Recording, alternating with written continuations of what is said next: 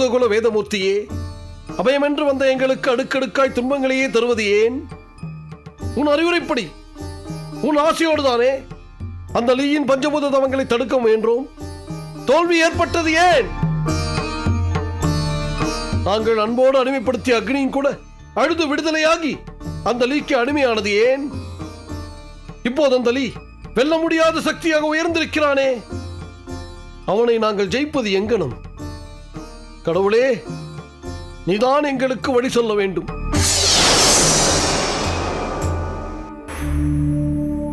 சோதனை மேல் சோதனை வந்தாலும் சோர்வடையாது என்னை தேடி வந்து வணங்கும் பூதகுல வேந்தே, என் அறிவுரைப்படி நீங்கள் லீயின் பஞ்சபூத யாகத்தை தடுக்க முயன்றிருந்தாலும் அவன் ஜெயிக்க வேண்டும் என்பதே விதிக்கப்பட்ட விதி. தீயவன் ஜெயிப்பது என்ன விதியோ தெய்வமே? ஒருவன் எப்படி இருக்கக்கூடாது என்பதற்கு லீ ஒரு உதாரணம். அவனை உயர்த்தி உயர்த்தி தீமையின் மொத்த உருவாக வடிவமைத்து பின் சம்ஹாரம் செய்து அவன் சரித்திரத்தை பாடமாக்குவதே தெய்வ குறிக்கோள்.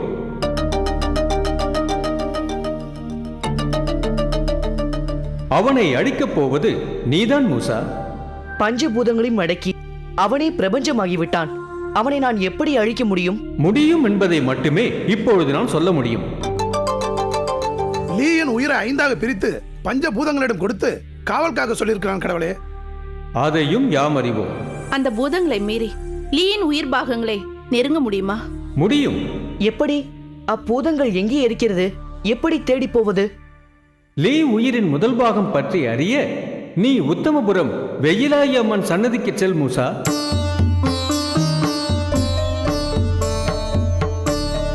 உத்தமபுரம். நீ அந்த அம்மனை வணங்கி காத்யாயனாய வித்மஹே கன்யகுமாரீச்ச தீமகி தன்னோ துர்கி பிரசோதயாத் என்ற மந்திரத்தை அம்மன் முன் 3 முறை தவறில்லாமல் சொன்னால் லீ உயிரின் முதல் பாகம் உறையும் இடம் தெரியும். போய் வென்று வா மகனே.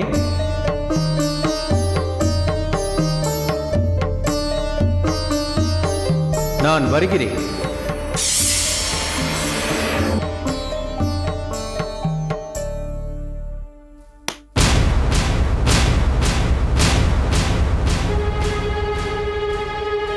ஓம் காத்யாயனாய வித்மஹே கன்யாகுமாரி தீமஹி தன்னோ துர்க பிரச்சோதயாத்.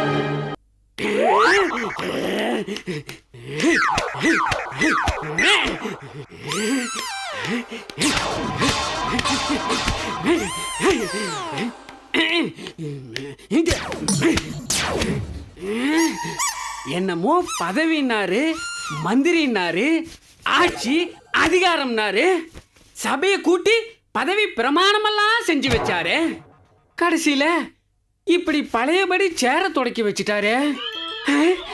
நமக்கு விதிச்சது அவ்வளவுதான் போல இருக்குது. கடைசி வரைக்கும் நாம எடுபடியே தான். ஒரு படி கூட முன்னேற முடியாது போல இருக்குதே. மந்திரத்தையும் கத்துக்க முடியல, கொடுத்த மந்திரி பதவியையும் அனுபவிக்கவே முடியல. ஓம் காத்யாயனாய வித்மஹே கன்யாகுமாரி தீமஹி தன்னோ துர்க பிரச்சோதயாத். நாம தான் தனக்குத்தானே பேசுறோம்னா இவரும் தனக்குத்தானே பேசுறாரு. இது என்ன தொத்து வியாதியா? நாம பேசுறதாவது 4 பேருக்கு புரியும். இவர் பேசுறது எதுவுமே நமக்கே புரியலையே. சரி, அவரையே கேட்போம். ஓம் காத்யாயனாய வித்மஹே கன்யாகுமாரி தீமஹி தன்னோ துர்க பிரச்சோதயாத். ஓம் காத்யாயனாய வித்மஹே கன்யாகுமாரி தீமஹி.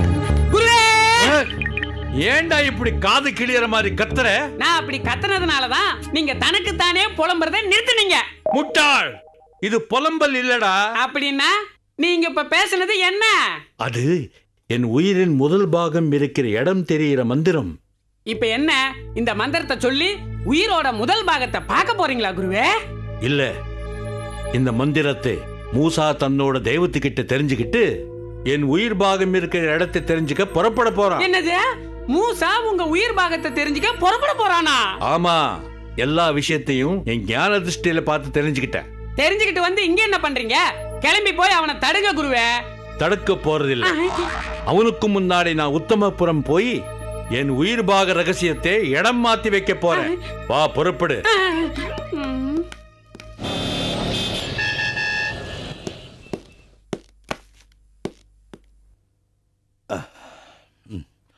ரைட்டர் சார், ஒரு பேடும் பேப்பரும் கொண்டாங்க. இது எடுத்துட்டு வரேன் சார். பசங்க டூர் போலான்னு சொல்லியிருக்கிறாங்க. அதுக்கு 10 நாள் லீவ் எடுப்போமா இல்லை 15 நாள் லீவ் எடுப்போமா? 10 நாளே போதும். ஒரு வாரம் கொடைக்கானல், வர்ற வழியில மதுரையில் மீனாட்சி அம்மனை பார்த்துட்டு வந்துடலாம். இதாங்க சார்.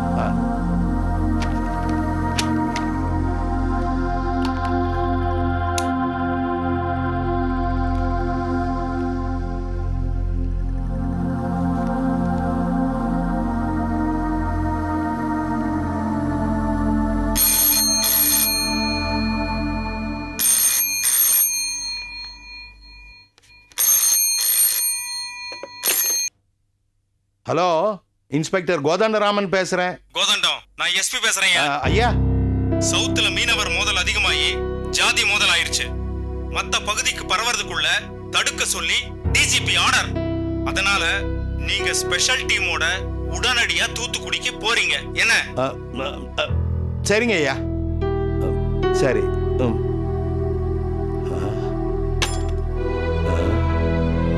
குழந்தைங்க டூர் போறதுக்கு இந்த வருஷமும் கொடுத்து வைக்கல.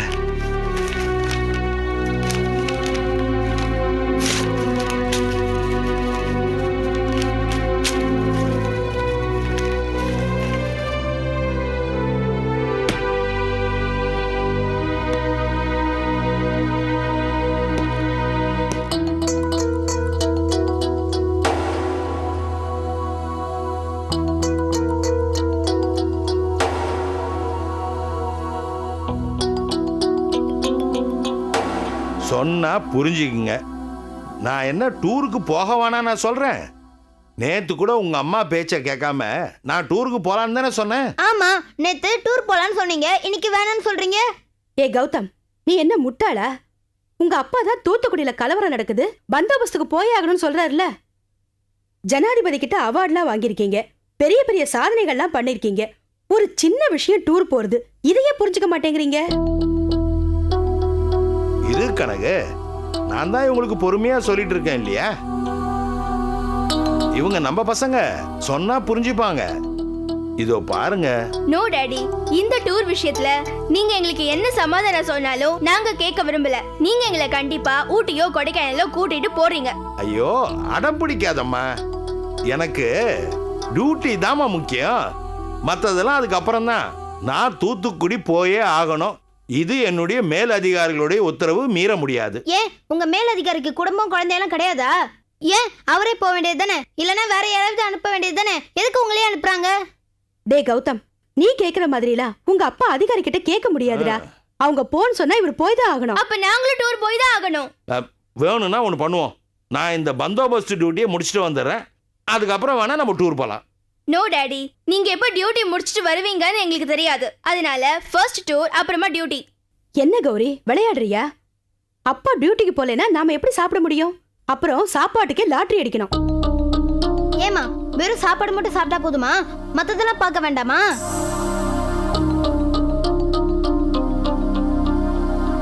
இதே மாதிரி தான் போன வருஷம் டார்ஜிலிங் போலாம்னு பில்டப் பண்ணீங்க.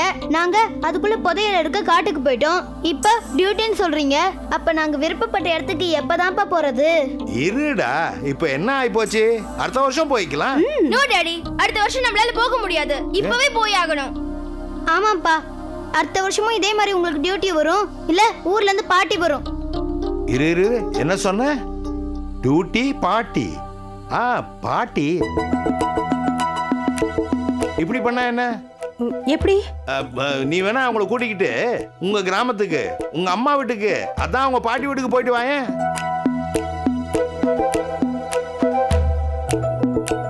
என்னப்பா, உங்க 2 பேருக்கும் உங்க பாட்டி வீட்டுக்கு போறதுக்கு சம்மதம் தானே? என்ன கௌரி, பாட்டி வீட்டுக்கு போலாமா? கிராமம் தான், பட் ஓகே, ஒரு வித்தியாசமான அட்வென்ச்சரா இருக்கும். சரி போலாம். சரி டாடி, நாங்க பாட்டி வீட்டுக்கு போறோம்.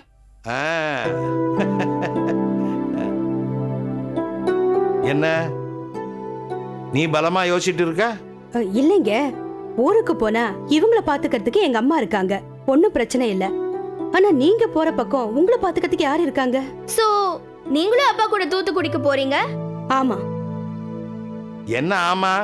என்ன நான் பாத்துக்கிறேன், நீ குழந்தைங்களோட ஊருக்கு போயிட்டு வா. இல்லைங்க, நான் இவங்களை பாத்துக்கிறத விட எங்க அம்மா இவங்களை நல்லாவே பாத்துக்குவாங்க. நான் உங்க கூடயே வரேன். இவங்களை சமாதானப்படுத்துறதுக்கே இவ்வளவு நேரம் ஆச்சு, இப்போ நீ ஆரம்பிச்சிட்டியா? அது இல்லைங்க, போன தடவை கலவரத்தை அடக்க போய் 2 மாசம் கழிச்சு எலும்பும் தோலுமா வந்தீங்க. அந்த நிலைமை இப்ப வேண்டாங்க. நானும் உங்க கூடவே வரேன். அங்க ஒரு வீடு எடுத்து தங்கிக்கிட்டு நீங்க டியூட்டிக்கு போங்க. என்னது, வீடு எடுத்து தங்க போறீங்களா? விட்டா ரேஷன் கார்டுலாம் வாங்கி செட்டில் ஆடுவீங்க போல இருக்கு. ஹலோ மேடம், அப்பாவோட டியூட்டி முடிஞ்ச உடனே போனோமா வந்தோமான்னு இருக்கணும். நாங்க வந்துருவோம். ஆனா நீங்க போய் பாட்டியை தொந்தரவு பண்ணாம அவங்க சொல்றபடி கேட்டு நடக்கணும், சரியா? செட்டு சேர்த்துக்கிட்டு ஊர் சுத்தாதீங்க. நாங்க இங்க இருந்து கிளம்பும் போதே பாலு சந்தியான்னு செட்டோட தானே போறோம். டேய், பாலுவும் சந்தியாவும் கொடைக்கானல்ன்றதுக்காக தான் வரேன்னு சொன்னாங்க. உங்க பாட்டி கிராமம்னு சொன்னா வருவாங்களா? தெரியலப்பா, அங்க போய் தான் சொல்லணும்.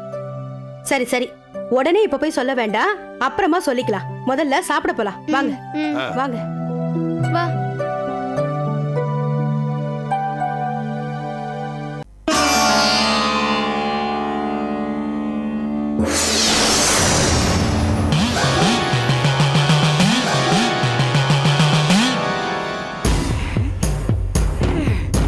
என்ன குருவே இது?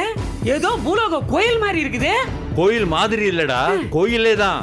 வீலாயி அம்மன் திருக்கோயில். இங்க எதுக்கு வந்தீங்க? ஏதாவது வேண்டுதலா?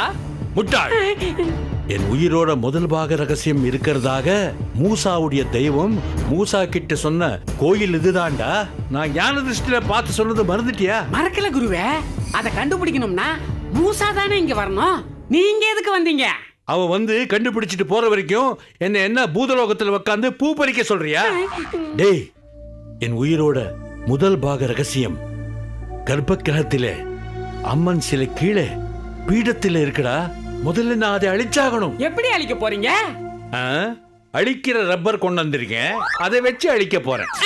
குருவே, பின்னடா, மூசாவுடைய தெய்வம் சொன்ன மந்திரத்தை சொன்னாதான் அந்த அம்மனுடைய பீடம் விலகும், அந்த எழுத்துக்களும் வெளியே தெரியும். அதுக்கப்புறம் தான் நான் ஏன் மந்திரத்தை வச்சு அதை அழிக்க போறேன். தெரியுது இல்ல, அப்புறம் எதுக்கு பேசிக்கிட்டு இருக்கீங்க? போய் அழிங்க. டேய், அதை அழிக்கிறேனோ இல்லையோ, இப்படியா நீ நக்கல் நயாண்டி பண்ணிட்டு இருந்தா முதல்ல உன்னை அழிச்சிட வேண்டாம். அதிக பிரசங்கி.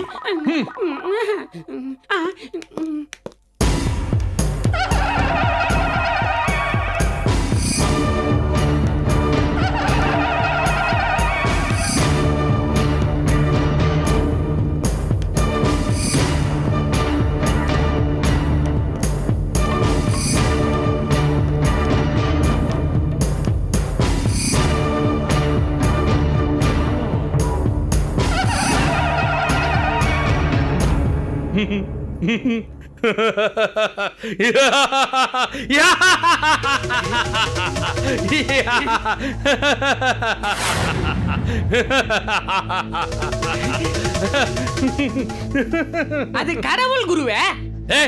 யாரடா கடவுள்? இந்த கற்சிலையா கடவுள்? நீர், நிலம், காற்று, நெருப்பு, ஆகாயம் என பஞ்ச பூதங்களையும் அடக்கிய நான் தாண்டா கடவுள். இவைகள் எல்லாம் வேலையற்றவர்கள் செதுக்கி அறிவற்றவர்கள் வணங்கும் எண்ணெய் பூசிய சிலைகள். 14 லோகங்களுக்கு நான் ஒருவனே தேவன், என் சொல்தான் வேதம். என்ன அம்மையே, அப்படித்தானே? என்ன மௌனமாக இருக்கிறாய்? நான் பஞ்சபூதங்களையும் வென்ற செய்தி உனக்கு இன்னும் எட்டவில்லையா? எட்டவில்லை என்றால் இப்போது தெரிந்து கொள், உன் கடவுள் நான் தான். ஊரே உன்னை வணங்கினாலும் இனி நீ என்னைத்தான் வணங்க வேண்டும். நீ நிலத்தில் வசித்தாலும், நீரில் நீந்தினாலும், காற்றில் மிதந்தாலும், நெருப்பில் எரிந்தாலும், வானத்தில் மறைந்தாலும், நீ எங்கே எது செய்தாலும் அங்கும் நடப்பது என் ஆட்சிதான்.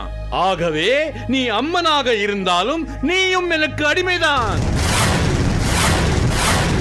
குருவே, உலகமே தெரியறப்போ இந்த அம்மனுக்கு இதெல்லாம் தெரியாமலா இருக்கும்? வந்த வேலையை கவனிங்க. வீலாயி, நான் இப்போது கூறும் ரகசிய மந்திர சொற்களை உள்வாங்கிக் கொண்டு உன் காலடியில் உறையும் என் உயிர் பாக செய்யுளே எனக்கு காட்டு.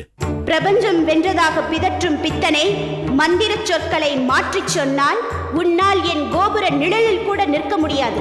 ஜாக்கிரதை. நீ எச்சரிக்கும் அளவுக்கு நான் இழைத்தவனும் இல்லை, உன் சக்திக்கு நான் சளைத்தவனும் இல்லை. மந்திரத்தை சொல்கிறேன், கேள். ஓம் காத்யாயனாய வித்மஹே கன்யாகுமாரி தீமஹி தன்னோ துர்கா தன்னோ பிரச்சோதயாத்.